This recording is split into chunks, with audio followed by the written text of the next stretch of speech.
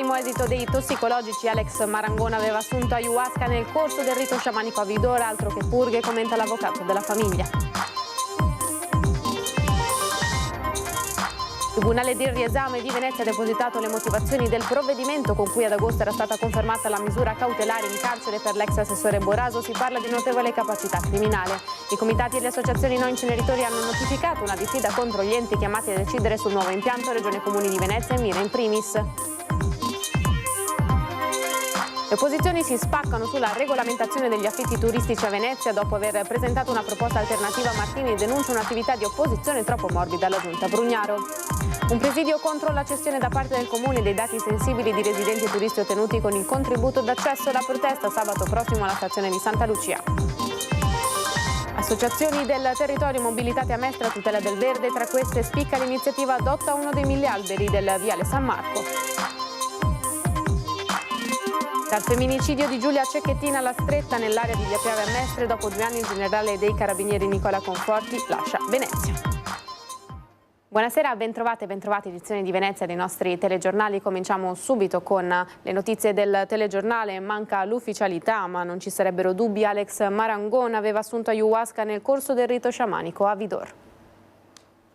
Manca ancora l'ufficialità, gli stessi inquirenti parlano di un'analisi molto complessa e in evoluzione, ma non ci sarebbero più dubbi sul fatto che quella maledetta notte tra il 29 e il 30 giugno scorso Alex Marangon abbia assunto dell'ayahuasca nel corso del rito sciamanico all'abbazia di Vidor, per poi essere trovato morto 2 giorni dopo su un isolotto nel Piave a Ciano del Montello. Questo è il risultato forse più significativo degli esami tossicologici effettuati sul corpo del 25enne di Marcon, che nei fatti confuterebbero quanto finora affermato dagli organizzatori del rito, ovvero che quella sera si fosse usato un semplice decotto purgante, così aveva riferito lo stesso Andrea Zuin. I curandero hanno delle medicine che si chiamano purghe e servono proprio per pulirti fisicamente.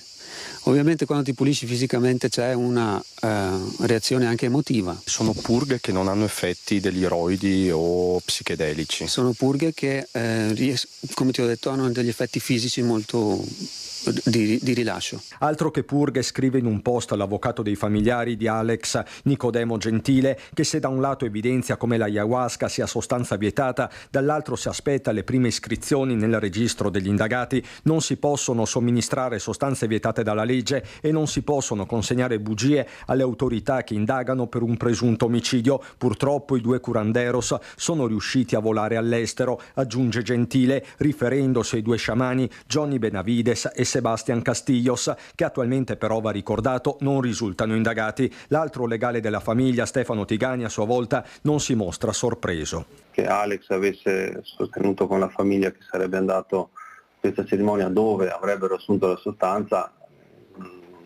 è sempre stato sostenuto dalla famiglia ed è sempre stato riferito loro anche da altre persone. Quindi ripeto, adesso a questo primo screening non onestamente, ripeto, letto dalla stampa non mi sorprende, ma mi riservo ogni più compiuta e precisa dichiarazione quando sarà il momento di farla. La procura trevigiana intanto mantiene la linea e aspetta la relazione finale dei tossicologici. Solo in quel momento deciderà se aggiungere altre ipotesi di reato a quella già pesantissima di omicidio volontario. In ballo ci sono anche gli esami sui capelli dei partecipanti al rito. La questione riguarda da vicino l'attendibilità delle testimonianze finora raccolte. La valutazione sull'attendibilità di chi ha detto che cosa probabilmente passa anche da questo passaggio, certo. Un uomo di 50 anni è stato colto da malore e salvato con il defibrillatore in dotazione alla sede del CAV all'ingresso del casello autostradale di Mestre. L'uomo si trovava a bordo di un autobus polacco che attorno alle 17 ha lanciato l'allarme. Subito dopo aver attraversato il casello, il centro operativo di CAV ha allertato il 118, mentre il personale ha portato il defibrillatore poi utilizzato sull'uomo, che nel frattempo è stato adagiato sull'asfalto. L'uomo è stato poi trasferito in ospedale in ambulanza per gli accertamenti. Tutti gli aggiornamenti sul caso Boraso nel servizio di Ilaria Marchiori. Dalle innumerevoli conversazioni captate emergono prassi operative illecite, connotate da una spregiudicatezza indicativa dell'agire all'interno dell'amministrazione orientata a soddisfare interessi estranei a quelli pubblici. Questo si legge in parte nelle motivazioni dei giudici a prova delle corruzioni che avrebbe commesso l'ex assessore comunale alla mobilità Renato Boraso.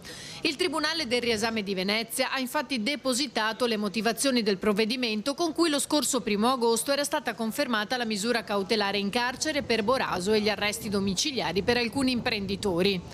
Il riesame sottolinea che l'ex assessore ha dimostrato una totale assuefazione a tale modus operandi, ha sfruttato il suo ufficio per arricchirsi indebitamente, si legge, e con assoluta disinvoltura, se si considera che la notizia di tale prassi illecita era giunta anche al sindaco e che neppure dinanzi al suo richiamo il ricorrente è parso desistere. I giudici ritengono che Boraso fosse perfettamente consapevole dell'illiceità del suo modo di operare. Soltanto così si spiegano le accortezze adottate nel comunicare con i corruttori.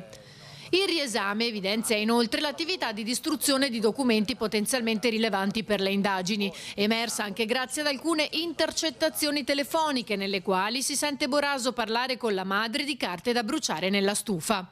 Il pericolo di reiterazione di reati dello stesso tipo, secondo i giudici, è desumibile dal numero delle contestazioni, dalla reiterazione e protrazione nel tempo delle condotte antigiuridiche e dalla modalità dei fatti di abuso della pubblica funzione nella sua qualità di assessore.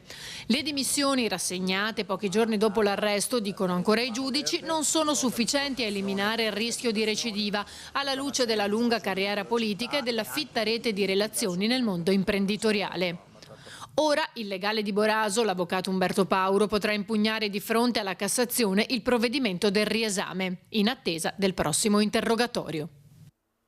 Comitati e associazioni no inceneritori hanno notificato una diffida contro gli enti chiamati a decidere sul nuovo impianto.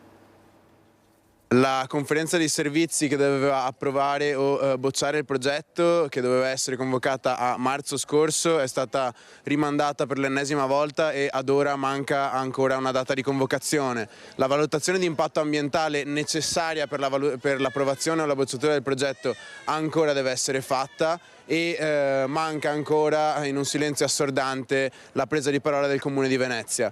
Comune di Venezia che però ad oggi, dopo tutto quello che è successo quest'estate, il terremoto che ha stravolto l'amministrazione comunale, non ha più, per quanto ci riguarda, nessuna legittimità. Forti della massiccia manifestazione dello scorso giugno contro gli inceneritori di Eni e Veritas, i comitati e le associazioni sono passati al contrattacco. Abbiamo notificato a tutti gli enti, quindi in primis la Regione, poi i comuni di Venezia, di Mira, l'US, l'ARPA e molti altri, una diffida fatta da dei legali che abbiamo incaricato, quindi una diffida legale, intimando a tutti questi enti di bocciare il progetto, di non approvarlo, perché ormai hanno tutti gli elementi, dopo mesi e mesi di istruttoria, di carte che abbiamo presentato e di anche pareri importanti come quello dell'Istituto Superiore di Sanità e Ricerca che ha fatto il CNR, per valutare questo progetto in maniera negativa, per bocciarlo. Dal Comune evidenziano poi tutto tace. Non si è mai occupato direttamente, neanche di fronte a una richiesta presentata dalle opposizioni 6 mesi fa, se non sbaglio,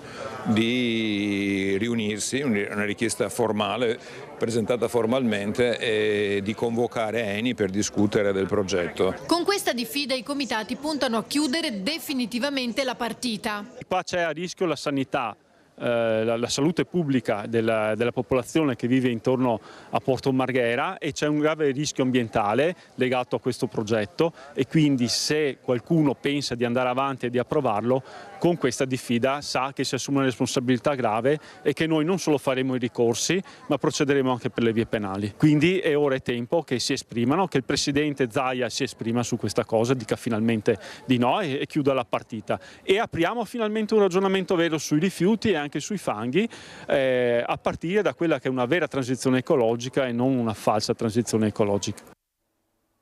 Regolamentazione degli affitti turistici a Venezia, le opposizioni si spaccano.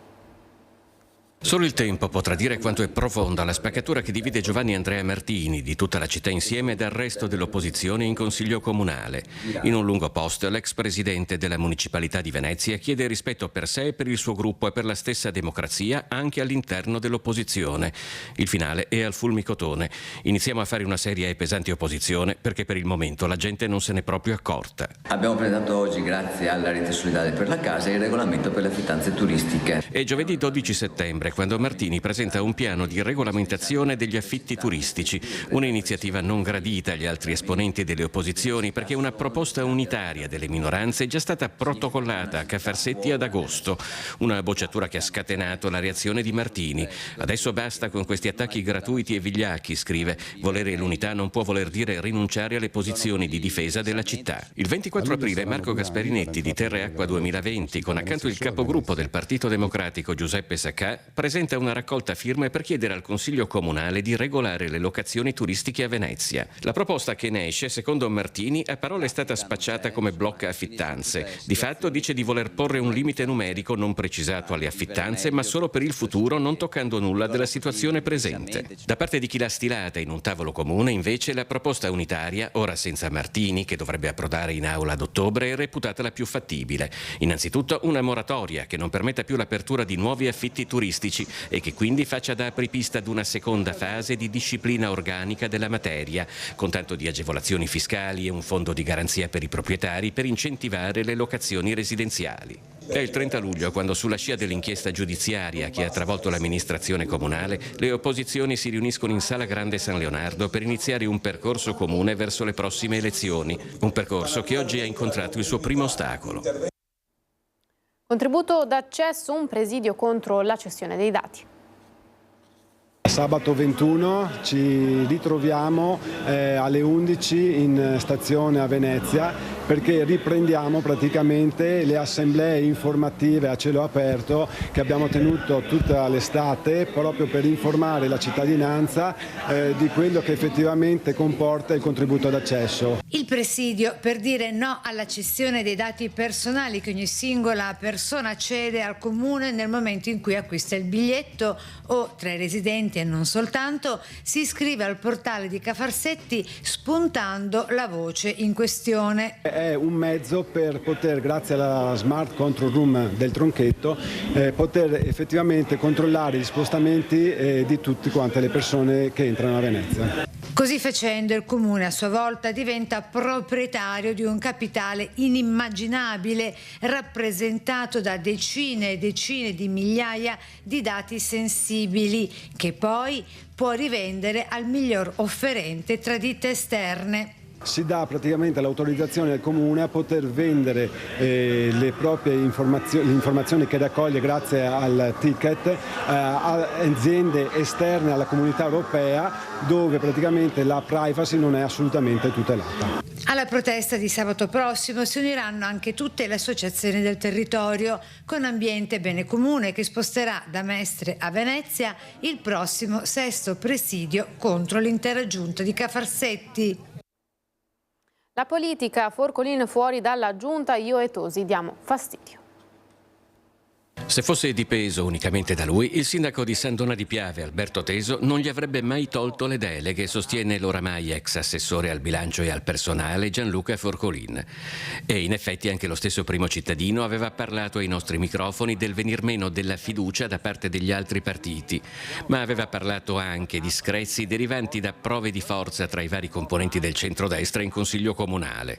Forcolin invece, già sindaco di Musile di Piave, deputato e vicepresidente della Regione, da un'altra lettura del suo allontanamento. Nasce semmai da una presenza ingombrante magari per una parte dei consiglieri comunali, mista a un fatto che dietro comunque a Forcolin c'è anche il segretario di Forza Italia, in quanto tale c'è una lista che ha preso 2200 voti, c'è un Forcolin che è stato il più eletto, il più votato a San Donà in assoluto in tutta la città con 522 preferenze personali e quindi ci sono alle porte le regionali. Qual è il futuro dell'amministrazione comunale di San Donà di Piave? Teso è tranquillo perché i numeri, dice, sono dalla sua parte. La maggioranza in consiglio c'è, anche senza Forza Italia e la civica di Forcolin. Qualsiasi decisione verrà poi concordata con Flavio Tosi, col coordinatore regionale, e vedremo appunto se rimanere in maggioranza magari con un rimpasto di giunta e con magari un nuovo componente in quota Forza Italia, se fare un'opposizione costruttiva, se fare da stampella sui provvedimenti che ci saranno e sono utili alla città, quindi comunque un'azione responsabile, questo è poco ma sicuro. Mobilitazione a Mestre per la tutela del verde.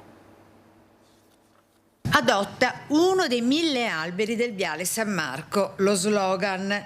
Tra aceri, pini, olmi e bagolari, già 30 gli altifusti adottati da bambini, famiglie, anziani del posto e non, compresa una coppia di Mirano. Progetto che presto avrà un nuovo battesimo, con data da definirsi, grazie al Comitato contro il degrado del villaggio San Marco, come racconta il suo portavoce. Far conoscere l'importanza dell'albero, che non è una cosa a sé stante, è una cosa che fa parte della nostra vita. E quindi conoscere già il nome e il tipo di albero è importante per tutti e per tutto, e soprattutto per l'ambiente. Il verde e Mestre, tema centrale del 5° presidio di protesta in via Palazzo, sempre a Mestre, con cui Ambiente e Bene Comune continua a chiedere le dimissioni del sindaco Brugnaro. Da quando è andato al governo Brugnaro nel 2015 ha praticamente abolito tutti gli elementi di partecipazione popolare, in particolare il Forum del Verde, oltre a quello della sanità e a quello degli animali, ma quello del Verde è quello che funzionava di più, e dicendo una bugia l'assessore De Martini diceva che non si era mai convocato, è incredibile, si convocava ogni 2 mesi con i tecnici comunali, spesso con gli assessori. Nel corso del Forum del Verde si discuteva preventivamente delle questioni green, in mancanza di un'interlocuzione nei palazzi comunali con la Giunta, ecco spiegato perché la si fa en plein air e ai piedi del municipio. Tra i punti di cui si è tornati a dibattere con la quasi ventina di associazioni presenti, il progetto ex Umberto I. In tal senso sono diventate 16 rispetto alle iniziali 13 le osservazioni presentate dalle associazioni del territorio in regione alla Commissione Via in merito al citato progetto. Le 3 aggiuntive di natura urbanistica e protocollate per ultime domenica scorsa. Fanno un parcheggio, l'ennesimo parcheggio, va bene, facciamo un parcheggio ma facciamolo sotterraneo, questa è l'osservazione principale. La seconda è questi grattacieli che va bene li avete abbassati ma volete farli, fateli sulla strada circonvallazione, sulla strada attuale, non verso il fiume. Rispettiamo il Marzenego e facciamo che il parco del Marzenego viva. E lascia a Venezia il generale dei Carabinieri Nicola Conforti. È l'ultimo giorno che mi vedrà comandante provinciale qui in questa splendida città metropolitana, e dal 16 settembre sarò nelle Marche con sede ad Ancona quale comandante della Regione Carabinieri. Il generale Nicola Conforti lascia Venezia dopo 2 anni di permanenza per assumere l'incarico di comandante di legione nelle Marche con quasi 2700 carabinieri al suo comando. Responsabilità che con piacere mi assumo, mi accingo ad assumere, con quel senso di appagatezza. Lascia una Venezia dove ha svolto la sua mansione di carabiniere di prossimità, dice ai giornalisti nei saluti di commiato. Cercando di infrenare quelle aree del territorio particolarmente preoccupanti dal punto di vista della criminalità diffusa.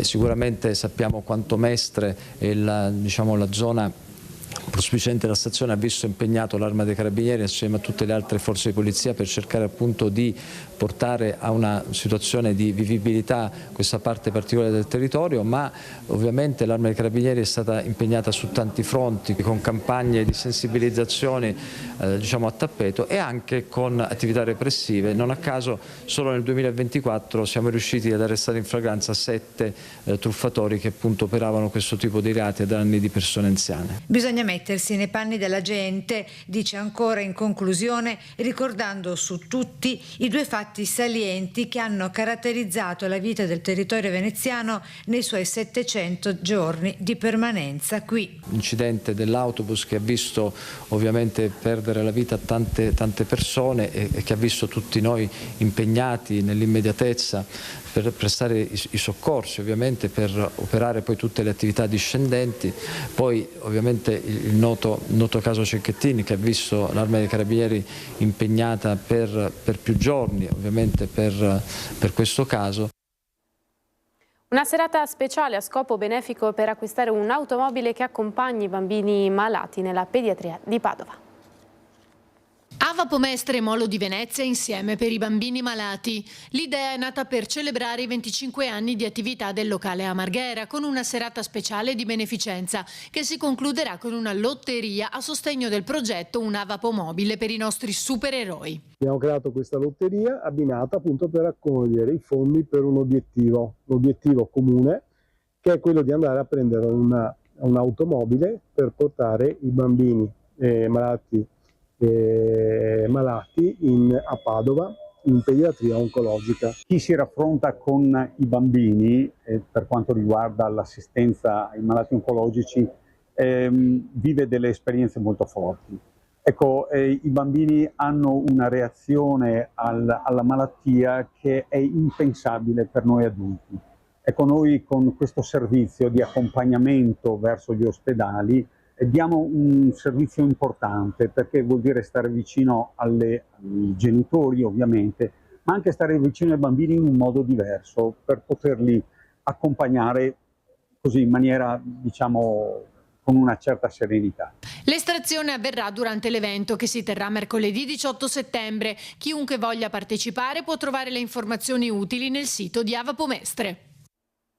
E si chiude così il telegiornale di Venezia delle nostre emittenti. Grazie per essere stati con noi a tutti e l'augurio di una buona serata. Arrivederci.